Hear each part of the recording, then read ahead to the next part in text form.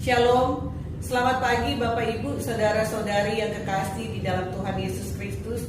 Kita bersyukur kepada Tuhan karena pada pagi hari ini kita akan dilawat oleh kebenaran firman Tuhan. Kita akan merenungkan firman Tuhan di bawah satu tema, bergumul bersama Tuhan, dengan pembacaan Alkitab yang mendasarinya dari Kejadian 32 ayat 22 sampai dengan 32.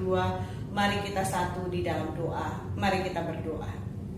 Allah Bapa yang bertata di dalam kerajaan surga, terima kasih Tuhan karena pada pagi hari ini kami boleh menikmati lagi firman Tuhan.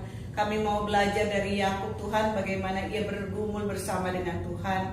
Dan biarlah Tuhan Kau memberkati selama perenungan firman Tuhan. Roh Kudus-Mu menguasai hati dan pikiran kami sehingga tidak ada satu firman Tuhan pun yang lalu dengan sia-sia. Tetapi biarlah firman Tuhan boleh bertumbuh subur, boleh menjadi kekuatan iman kami Tuhan, boleh menjadi suluh bagi langkah kehidupan kami, sehingga kami boleh berjalan dalam kehendak-Mu Tuhan. Berfirmanlah Engkau Tuhan dan kami semua siap untuk mendengarkan firman-Mu. Dalam nama Tuhan Yesus kami berdoa. Amin. Mari kita bersama-sama membaca firman Tuhan dari Kejadian 32 ayat 22 sampai 32. Pada malam itu Yakub bangun dan ia membawa kedua istrinya, kedua budaknya perempuan dan ke-11 anaknya, dan menyeberang di tempat penyeberangan sungai Yabok. Sesudah ia menyeberangkan mereka, ia menyeberangkan juga segala miliknya. Lalu tinggallah Yakub seorang diri, dan seorang laki-laki bergulat dengan dia sampai fajar menyingsing.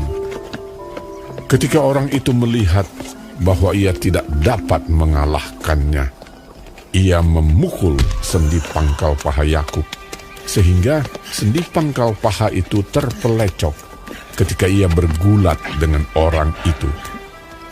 Lalu kata orang itu, "Biarkanlah aku pergi, karena fajar telah menyingsing." Sahut Yakub, "Aku tidak akan membiarkan kau pergi jika engkau tidak memberkati aku." Bertanyalah orang itu kepadanya, "Siapakah namamu?" Sahutnya, "Yakub." Lalu kata orang itu, "Namamu tidak akan disebutkan lagi Yakub, tetapi Israel, sebab engkau telah bergumul melawan Allah dan manusia, dan engkau menang." Bertanyalah Yakub, "Katakanlah juga namamu." tetapi sahutnya, "Mengapa engkau menanyakan namaku?" Lalu diberkatinyalah Yakub di situ. Yakub menamai tempat itu Peniel, sebab katanya, "Aku telah melihat Allah berhadapan muka, tetapi nyawaku tertolong."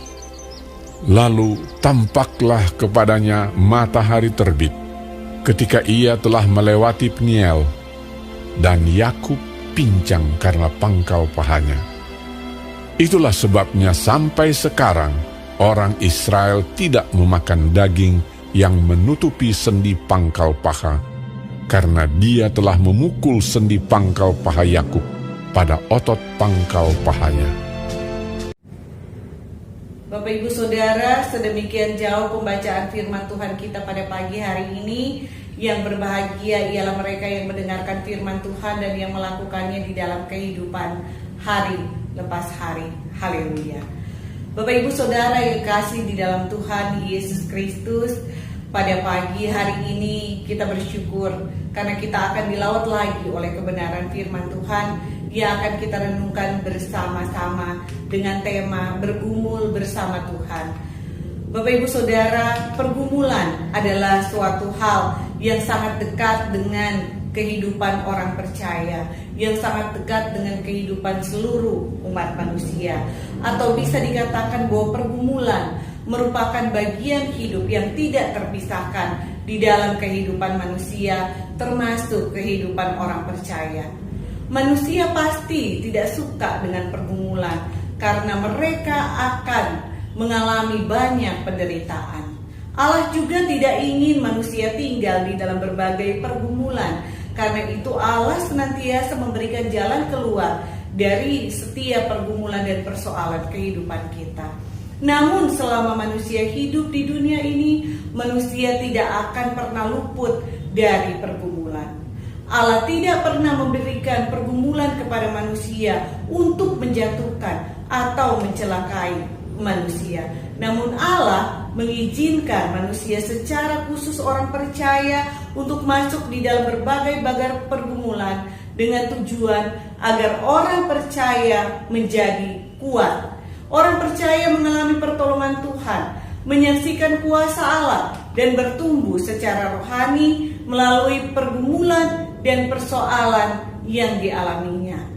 Kalau iblis berbeda sekali Bapak Ibu Saudara. Ia ingin mempergunakan kesempatan pergumulan-pergumulan manusia untuk menjatuhkan manusia, untuk menjauhkan manusia daripada Allah, untuk membuat manusia menyangkali Allah, bahkan membawa manusia kepada kebinasaan.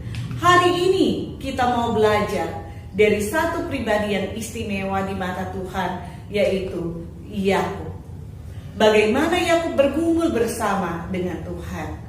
Bagian yang pertama yang mau kita lihat pada pagi hari ini adalah tentang pergumulan Yakub. Yakub adalah seorang pelarian.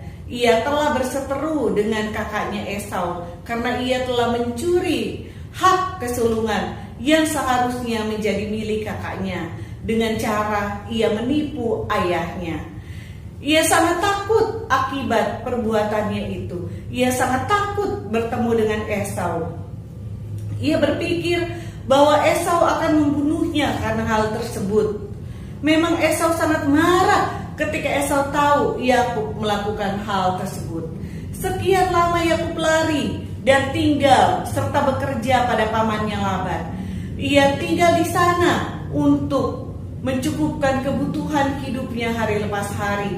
Namun ketika ia tinggal kepada Laban, ia mendapatkan istri, ia juga mendapatkan anak-anak serta memiliki harta yang banyak karena dia memang seorang pekerja yang keras.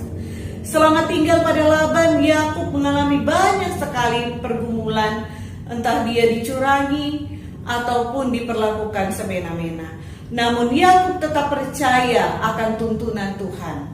Dan ketika ia sukses, maka pergumulannya menjadi lebih berat lagi. Karena saudara-saudara iparnya mulai mencurigai dan menjelek-jelekan Yakub kepada ayah mereka. Yakub mulai merasa tidak nyaman.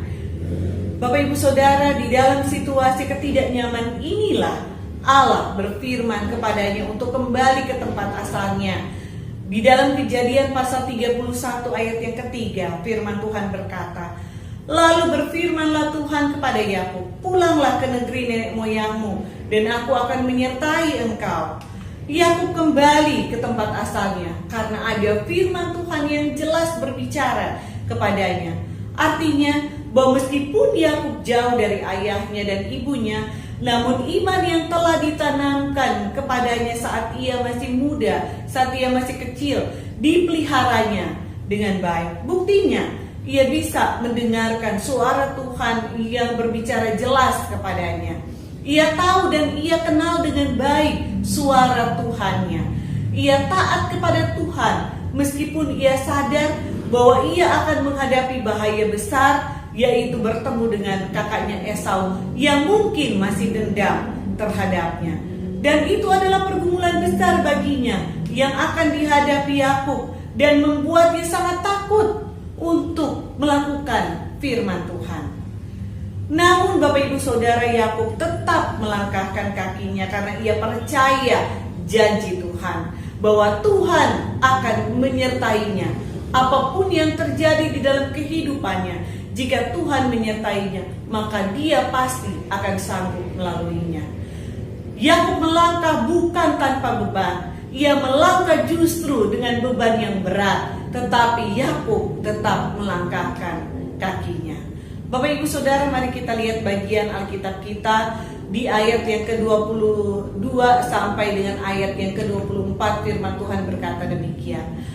Pada malam itu Yakub bangun dan ia membawa kedua istrinya, kedua budaknya perempuan dan ke-11 anaknya, dan menyeberang di tempat penyeberangan sungai Yabok. Sesudah ia menyeberangkan mereka, ia menyeberangkan juga segala miliknya. Lalu tinggallah Yakub seorang diri, dan seorang laki-laki bergulat dengan dia sampai fajar menyingsing. Di sini diceritakan bahwa sesudah Yakub menyeberangkan semua orang yang bersama dengannya dan seluruh harta miliknya, maka tinggallah Yakub seorang diri. Dan ketika ia seorang diri, maka dikatakan bahwa ada seorang laki-laki yang bergulat dengannya hingga fajar menyingsing. Bapak ibu saudara, ketika Yakub berada di dalam pergumulan yang sangat berat, maka Allah menyatakan diri kepadanya, bahkan dikatakan bergulat dengannya semalam-malaman. Apa maksudnya Bapak ibu saudara? Sebelum kita membahas hal ini lebih jauh, maka saya ingin kita bersama-sama menonton tayangan berikut ini. Jadi Tadi yang harus diketahui oleh masyarakat pemain ya, itu yang paling utama. Iya, bukannya tidak mau bermain lagi meskipun 2 poin. Oh, lihat. Oh, Tegang sekali. Saya bisa memahami kalau Pak, Ginting. itu lagi sakit, Pak. Dia mau menyelesaikan. Dia mau menyelesaikan yang sudah dia mulai. Ya. Out! Out! Dari Tuhan. Saya nggak tahu lagi harus bilang apa. When you never give up, miracles happen. Doa kita untuk Ginting. Ayo Ginting! oh my God. Baik Ginting.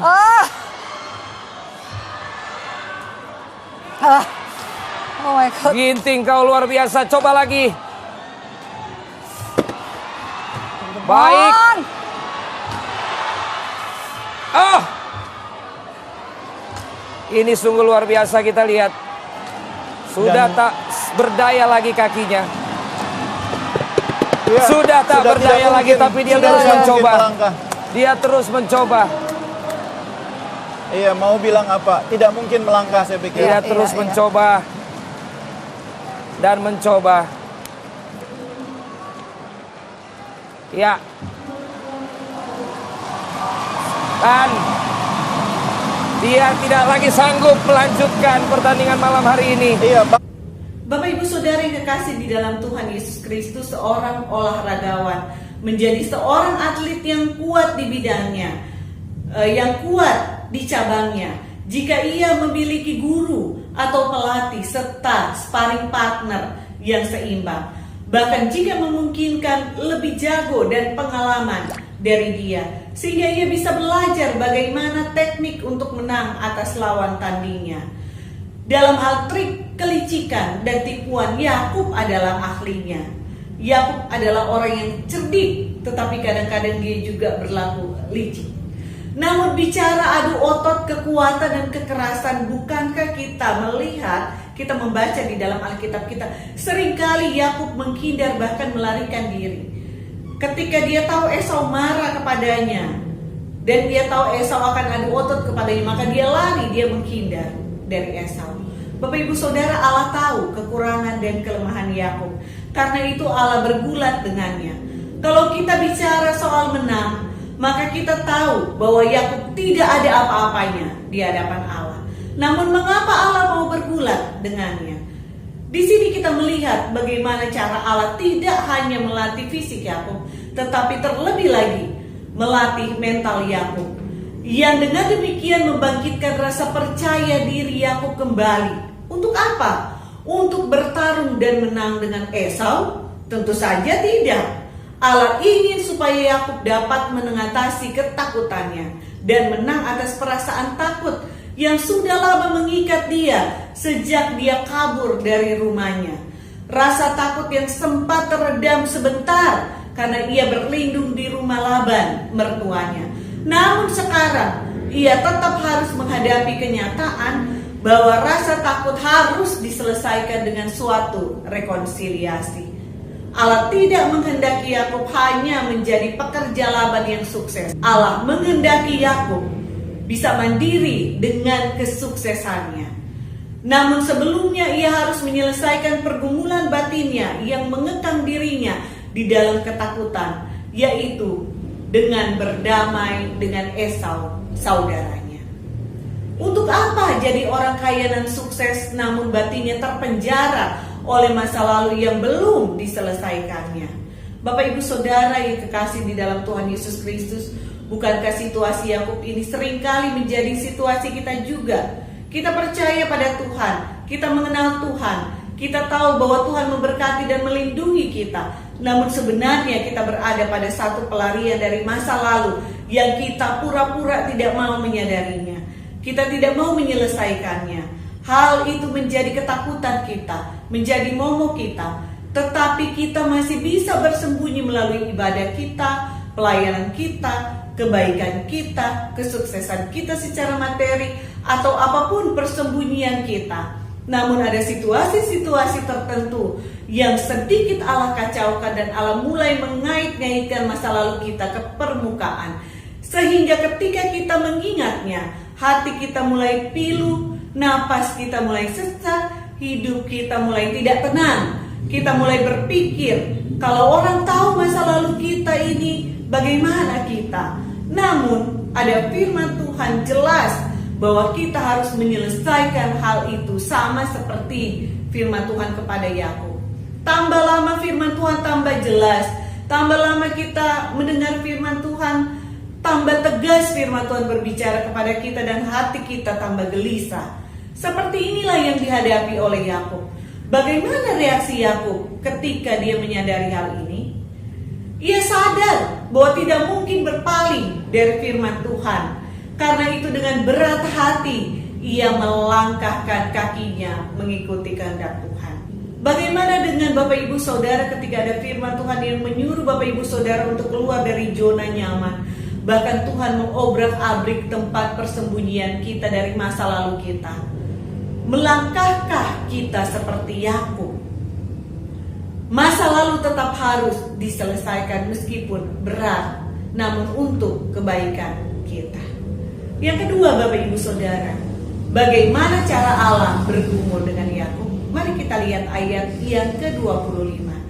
Ketika orang itu melihat bahwa ia tidak dapat mengalahkannya, ia memukul sendi pangkal paha Yakub, sehingga sendi pangkal paha itu terpelecok ketika ia bergulat dengan orang itu. Bapak Ibu Saudara, apakah Allah kalah dengan Yakub ketika bergumul? Tentu saja tidak. Allah bukan tandingan Yakub, dan ini juga bukan pertandingan. Di sini Allah sedang melatih Yakub untuk bertarung di dalam arena Yakub. Allah menjadi teman sparring Yakub sekaligus pelatihnya.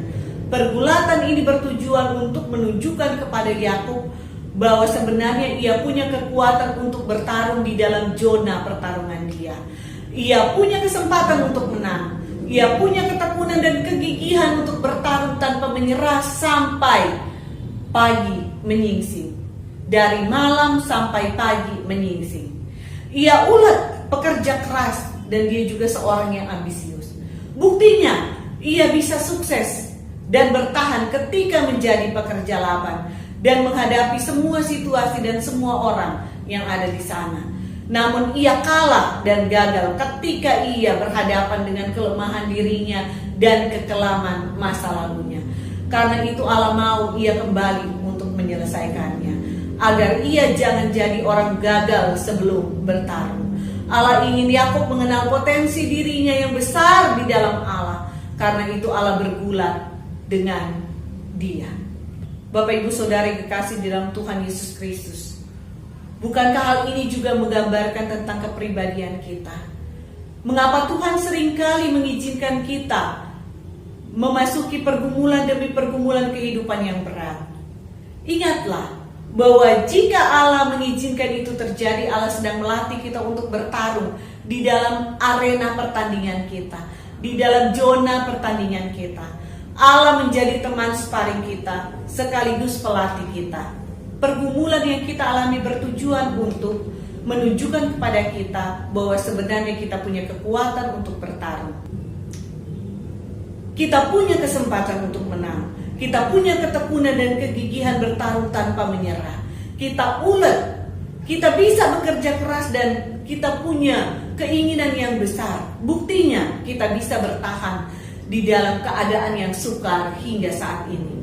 Namun melalui pergumulan kita juga Allah ingin menunjukkan kepada kita sisi-sisi gelap kehidupan kita yang mungkin belum dapat kita kalahkan. dan mungkin dapat membuat kita gagal. Ketika kita berhadapan dengan kelemahan diri kita dan kekelaman masa lalu kita, bagaimana respon kita? Bagaimana sikap kita? Allah kadang sengaja memancing kelemahan masa lalu kita ke permukaan. Allah kadang mengizinkan kita untuk kembali ke situasi-situasi buruk masa lalu kita, agar kita bisa menyelesaikannya, agar kita jangan jadi orang gagal sebelum bertarung. Allah ingin kita mengenal kelemahan-kelemahan kita, juga potensi diri kita yang besar di dalam Allah. Karena itu Tuhan Yesus bahkan bergumul dengan iblis sebelum kita, sehingga kita tinggal berjuang untuk meraih kemenangan kita. Tuhan Yesus sudah mengalahkan maut untuk kita, dan kita tinggal berjuang untuk menang, sehingga kita bisa hidup berkenan di hadapan Tuhan. Hal yang ketiga yang mau kita pelajari pada saat ini, yaitu Yakub mendapat berkat melalui pergumulannya. Mari kita lihat di ayat yang ke-26 sampai dengan ayat yang ke-29. Bapak Ibu Saudara, lalu kata orang itu, biarkanlah aku pergi karena fajar telah menyingsing. Bapak Ibu Saudara, pergumulan dalam arena Tuhan itu ada batas waktunya. Bagi Yakub batasnya hingga fajar menyingsing. Artinya pergumulan sesi itu selesai. Dan kita lihat bersama-sama bahwa Tuhan tidak membiarkan Yakub terus bergumul tanpa ada akhirnya. Pergumulan Yakub dengan Allah ada akhirnya dan berakhir dengan berkat Allah. Bapak Ibu Saudara, Tuhan tidak akan membiarkan kita bergumul terus tanpa ada akhirnya. Ingat bahwa semua pergumulan yang diizinkan Tuhan bagi kita ada akhirnya.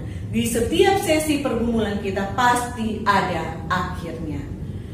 Dan kita lihat selanjutnya di ayat yang ke-26, yaitu sahut Yakub, aku tidak akan membiarkan engkau pergi jika engkau tidak memberkati aku. Yakub berjuang keras di dalam pergumulannya dengan Tuhan untuk terus bertahan dan menang di dalam pergumulan tersebut. Dan Yakub tahu dengan jelas bahwa suatu keuletan pergumulannya dengan Tuhan harus berakhir dengan berkat. Karena itu ia dengan berani berkata, aku tidak akan membiarkan engkau pergi tanpa memberkati aku. Bapak Ibu Saudara yang kekasih di dalam Tuhan Yesus Kristus, seperti firman Tuhan saat ini, bahwa pergumulan kita akan ada akhirnya. Yang perlu dipastikan Bapak Ibu Saudara, bahwa semua pergumulan itu akan diakhiri dengan berkat Tuhan. Kalau Tuhan mengizinkan kita masuk di dalam masa-masa pandemi ini, di dalam pergumulan-pergumulan ini, dan semua kesulitan yang menyertainya, Tuhan pasti punya maksud bagi kehidupan kita. Dan pastikan bahwa kita tetap mendapatkan berkat-berkat Tuhan di akhir semua pergumulan yang kita alami di dalam kehidupan kita. Jangan biarkan momen-momen yang Tuhan hadirkan bagi kita itu tidak meninggalkan berkat-berkatnya bagi kita. Seperti pujian yang berkata, janganlah Tuhan lalui, berilah berkat-Mu. Bapak Ibu Saudara kekasih di dalam Tuhan, kita boleh bergumul. Di dalam setiap momen-momen pergumulan kita, pastikan bahwa Tuhan akan meninggalkan berkat-Nya. Amin Bapak Ibu Saudara. Yang selanjutnya Bapak Ibu Saudara yang akan kita pelajari, yang ketiga, yaitu Yakub mengalami perubahan hidup melalui pergumulannya. Mari kita lihat ayat yang ke-27. Bertanyalah orang itu kepadanya, siapakah namamu? Sahutnya Yakub. Lalu kata orang itu, namamu tidak akan disebut lagi Yakub, tetapi Israel, sebab engkau telah bergumul melawan Allah dan manusia, dan engkau menang. Bertanyalah Yakub, katakanlah juga namamu, tetapi sahutnya, mengapa engkau menanyakan namaku? Lalu diberkatinya lah Yakub di situ. Bapak Ibu Saudara, pergumulan Yakub bersama dengan Tuhan mengubahkan kepribadian Yakub. Ia mendapatkan nama baru, ia mendapatkan status baru. Kalau yang tadinya ia Yakub seorang penipu, kini ia berganti nama dengan Israel, yang berarti pahlawan Allah, yang dalam teks kita juga diartikan orang yang menang bergumul melawan Allah dan manusia. Nama ini juga menguatkan Yakub untuk melanjutkan langkahnya. Yakub mempunyai keberanian untuk melangkah bertemu dengan Esau untuk menyelesaikan masa lalu mereka di dalam damai. Kalau ia menang bergumul di dalam arena Allah, maka Allah akan menyertai dia di dalam pergumulan selanjutnya. Dan jika ia ada di pihak Allah, maka siapakah yang dapat melawannya? Ketika dia bertanya kepada orang yang bergumul dengannya, siapakah namanya? Tetapi orang itu tidak mau menjawabnya. Tetapi dengan berkat yang ditinggalkan, tentunya Yakub mengenal siapa orang yang bergumul dengan dia. Bapak Ibu Saudara yang kekasih dalam Tuhan Yesus Kristus, melalui pergumulan kita di dalam Tuhan, Tuhan mau supaya pribadi kita dibentuk menjadi pribadi yang baru, sama dengan Tuhan Yesus Kristus yang menang atas dosa. Tuhan mau supaya kita tidak lagi diperbudak oleh iblis melalui kehidupan lama kita yang mengikat kita, sehingga kita tidak bisa bertumbuh secara rohani. Ketika kita mau maju, iblis berkata, siapa sih kamu? Lihat masa lalu kamu. Padahal Tuhan sudah mati bagi kita. Tuhan mau supaya kita berkata kepada iblis, Tuhan sudah menang bagiku dan menang di dalam segala hal kehidupanku. Bapak Ibu Saudara, ingatlah firman Tuhan ini, bahwa bersama Yesus kita pasti menang karena Tuhan ada bersama dengan kita. Dan kita tahu kita bergumul dengan siapa ketika akhir dari pergumulan kita itu menunjukkan bagaimana apa yang kita dapatkan melalui pergumulan itu. Kalau kita dapatkan berkat-berkat Tuhan, maka kita ternyata sedang bergumul bersama dengan Tuhan. Tetapi kalau kita dapatkan bukan berkat-berkat Tuhan, tetapi sesuatu yang menjatuhkan kehidupan kita, maka kita tahu bersama dengan siapa kita bergumul, yaitu bersama dengan iblis. Karena itu Bapak Ibu Saudara, pastikan bahwa kita sedang bergumul bersama dengan Tuhan. Karena sebelum kita bergumul, Yesus sudah menang bagi kita. Dan kita juga pasti akan menang di dalam Yesus. Yang terakhir Bapak Ibu Saudara, peringatan akan karya Tuhan bagi hidup Yakub. Mari kita lihat ayat 30 sampai ayat 32. Yakub menamai tempat itu Peniel sebab katanya, aku telah melihat Allah berhadapan muka, tetapi nyawaku tertolong. Lalu tampaklah kepadanya matahari terbit ketika ia telah melewati Peniel, dan Yakub pincang karena pangkal pahanya. Itulah sebabnya sampai sekarang orang Israel tidak memakan daging yang menutupi pangkal paha, karena dia telah memukul sendi pangkal paha Yakub pada otot pangkal pahanya. Bapak Ibu Saudara, peristiwa pergumulannya bersama dengan Allah diingat oleh Yakub, sehingga tempat di mana ia mengalami pembaharuan Tuhan melalui pergumulannya dinamakan Peniel. Artinya, aku telah melihat Allah berhadapan muka, tetapi nyawaku tertolong. Dia bisa melihat Tuhan berhadapan muka justru di dalam pergumulannya. Bapak Ibu Saudara, kita bersyukur kita ada di zaman perjanjian baru, di mana kita bisa memandang Allah muka dengan muka melalui pribadi Tuhan Yesus Kristus. Dan kita diselamatkan oleh Tuhan ketika kita memandang Tuhan Yesus. Dan ada berapa banyak pertolongan Tuhan bagi kita sehingga kita bisa ada sampai dengan saat ini. Ingatkah kita akan semua hal itu? Mungkin kita katakan kita mengingatnya, namun apakah makna dari semuanya itu? Apakah kita terus mengobarkan rasa kasih kita akan Tuhan? Bapak Ibu Saudara yang kekasih di dalam Tuhan Yesus Kristus, untuk perenungan pribadi kita mungkin perlu kita pertanyakan, apa pergumulan kita saat ini? Bagaimana cara Allah telah menolong kita di dalam pergumulan-pergumulan yang sudah kita lewati? Berkat-berkat apa yang sudah kita dapatkan melalui pergumulan-pergumulan kita? Perubahan hidup seperti apakah yang kita alami melalui pergumulan-pergumulan yang kita alami? Apakah kita mengingat semua momen pembaharuan yang Tuhan telah hadirkan kepada kita melalui pergumulan-pergumulan kita? Biarlah renungan yang singkat ini boleh memberkati kita semua, boleh membawa kita mengalami pembaharuan yang Allah ingin kerjakan di dalam kehidupan kita, bahkan mungkin melalui pergumulan kita saat ini. Biarlah firman Tuhan boleh memberkati kita. Amin.